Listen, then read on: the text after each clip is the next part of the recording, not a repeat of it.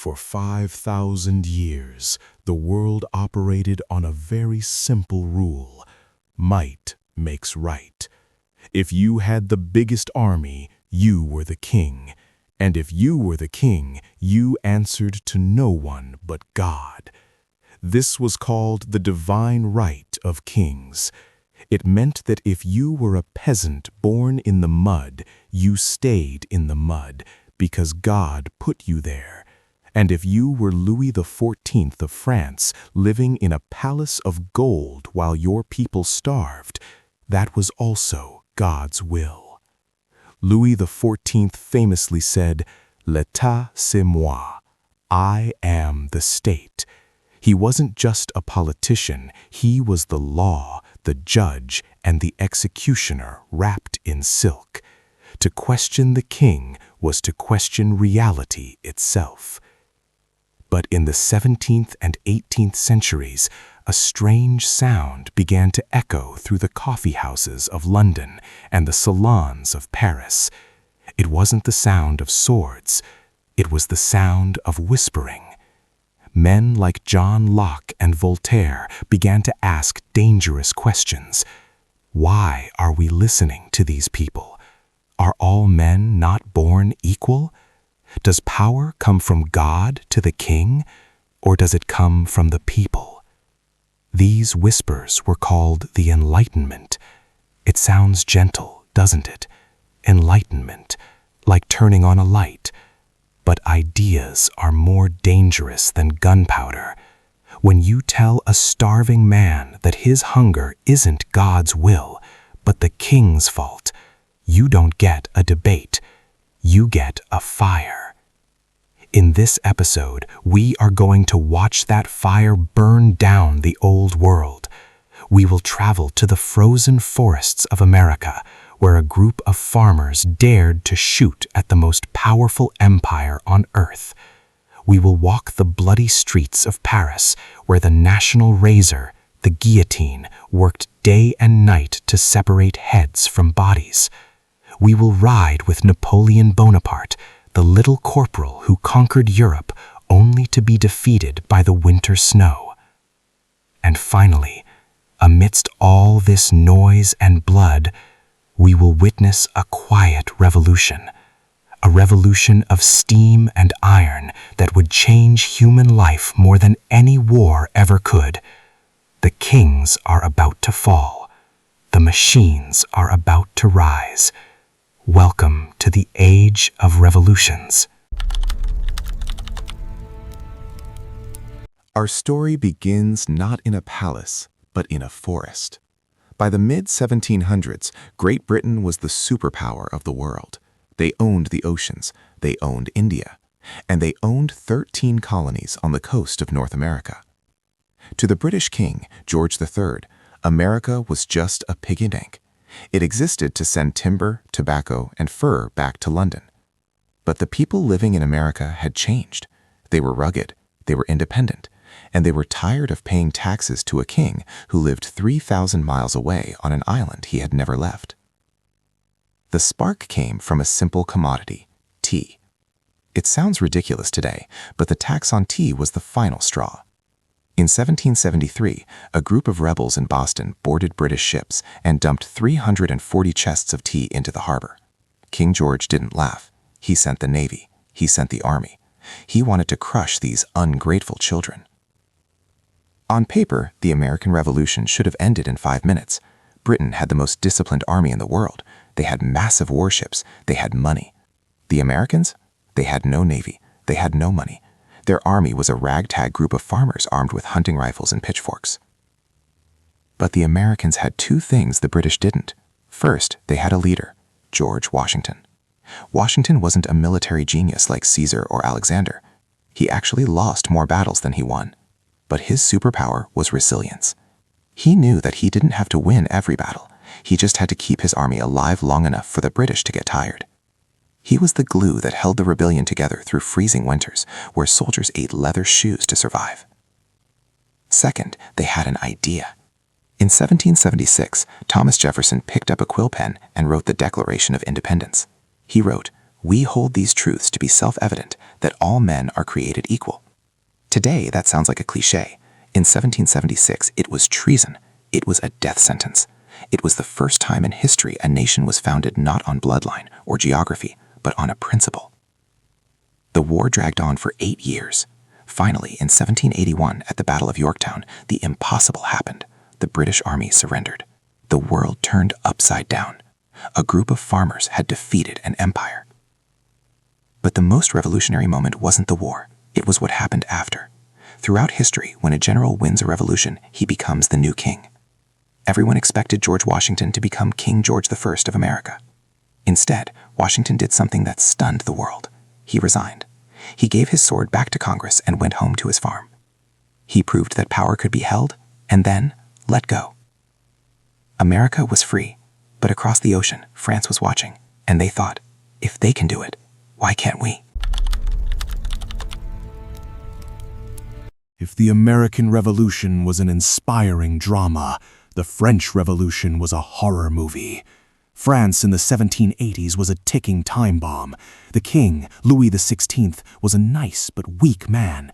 His wife, Marie Antoinette, was an Austrian princess who loved fashion and parties. While they lived in the Palace of Versailles, a place of mirrors and gold, the people of Paris were eating bread made of sawdust. France was bankrupt. Why? Partly because they spent all their money helping the Americans fight the British. In 1789, the price of bread skyrocketed. The people couldn't take it anymore. On July 14th, a mob stormed the Bastille, a medieval prison that symbolized the king's power. They tore it apart, brick by brick, with their bare hands. The revolution had begun. At first, it looked hopeful. They wrote the Declaration of the Rights of Man. They wanted a constitutional monarchy, like England.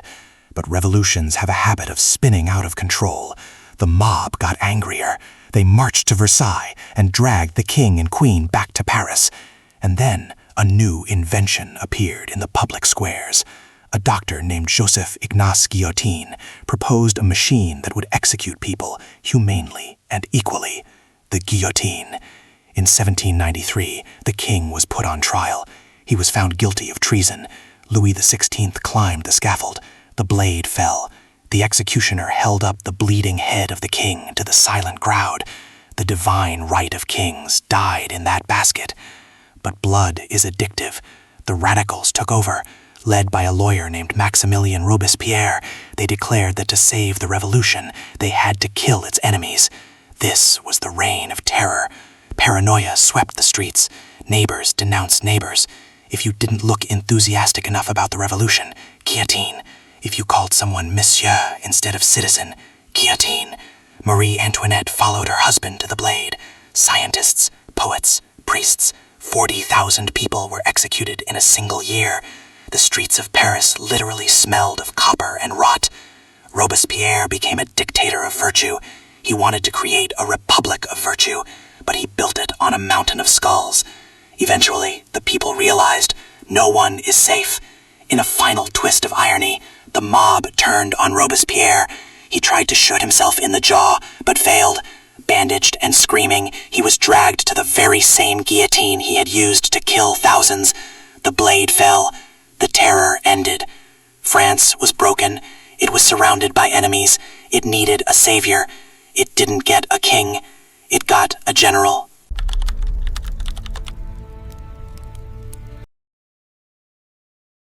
Out of the chaos of the French Revolution rose Napoleon Bonaparte. He was born on the island of Corsica. He spoke French with a funny accent. He was short, well, average height for the time, but history remembers him as short.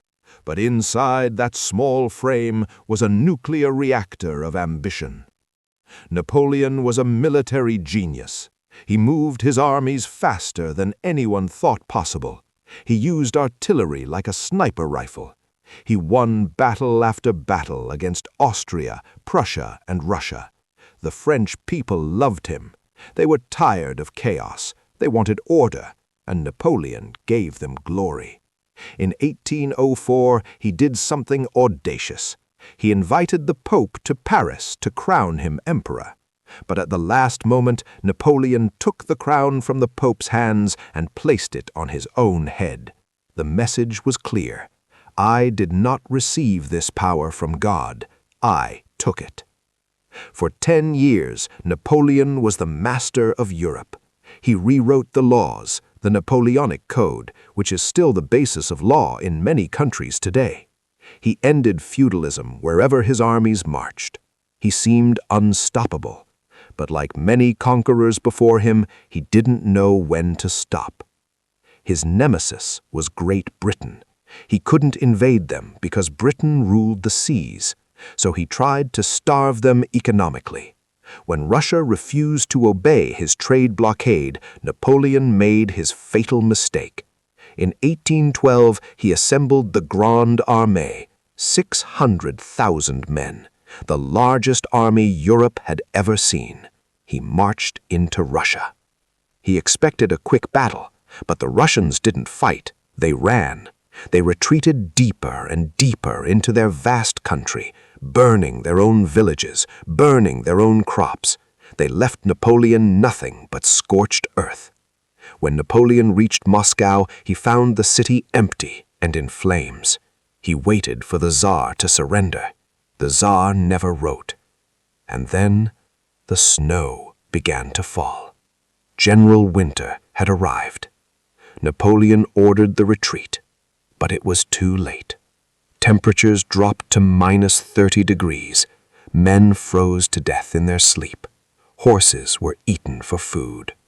Of the 600,000 men who marched into Russia, only about 100,000 walked out. Napoleon was finished.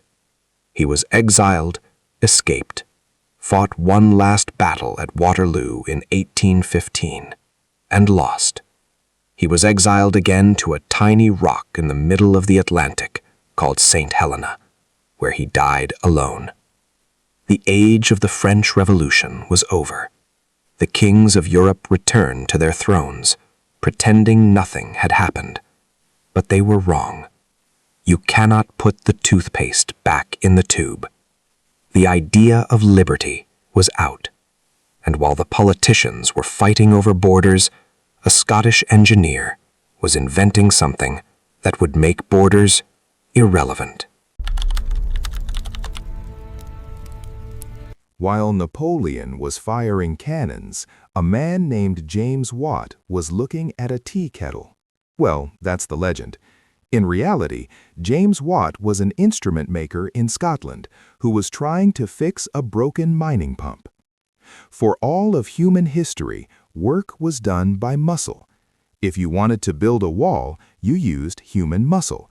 If you wanted to plow a field, you used horse muscle. We were limited by biology. Muscles get tired. Muscles need sleep. Muscles die. But Watt improved a machine that used coal to boil water, creating steam, which pushed a piston, the steam engine. This was the single biggest shift in human behavior since the invention of farming. Suddenly, we had a power source that never got tired. It didn't need to sleep. It just needed to be fed coal. Factories sprang up in England. Before, a weaver could make a few shirts a week at home. Now, a steam-powered loom could make hundreds a day. People flooded from the countryside into the cities. Manchester, London, Birmingham exploded in size. But this wasn't a paradise. It was a new kind of hell. The sky turned black with smoke. The rivers turned purple with dye. Children as young as 6 worked 14-hour days in dangerous factories, crawling under machines to fix gears, often losing fingers or lives. But the steam engine didn't just stay in the factory. It got wheels. In 1804, the first steam locomotive chugged along a track. By 1850, railways crisscrossed Europe and America. Before the train, it took days to travel from London to Edinburgh. Now it took hours. The world was shrinking. Time itself changed. Before trains, every town had its own local time, based on the sun. But trains needed schedules, so standardized time was invented. We literally reorganized time to fit the machine. This was the Industrial Revolution. It gave us cheap clothes, cheap tools, and mass production. It created a middle class, but it also created a divide between the distinct classes, the bourgeoisie, the owners of the factories, and the proletariat, the workers. This tension between the man who owns the machine and the man who works the machine would set the stage for the next century of conflict. By 1850, the world had been remade twice. Politically, the revolutions in America and France proved that kings were not gods. They could be challenged. They could be removed. The seed of democracy was planted, even if it was still fragile. Technologically, the Industrial Revolution broke the limits of nature. We were no longer dependent on the wind or the sun. We were masters of iron and steam. We had built a world of incredible power. We could produce more, travel faster, and kill more efficiently than ever before. But power is dangerous. The nations of Europe, now armed with industrial factories and modern armies, looked outward. They looked at the map of Africa. They looked at the map of Asia. They didn't just want to trade anymore. They wanted to own. The age of revolution is ending. The age of empire is beginning. And the machines we built to save labor will soon be used to slaughter millions in the trenches of the First World War. Join us in the next episode as we enter the era of Queen Victoria, the scramble for Africa, and the road to the Great War. This is the story of us, and the clock is ticking.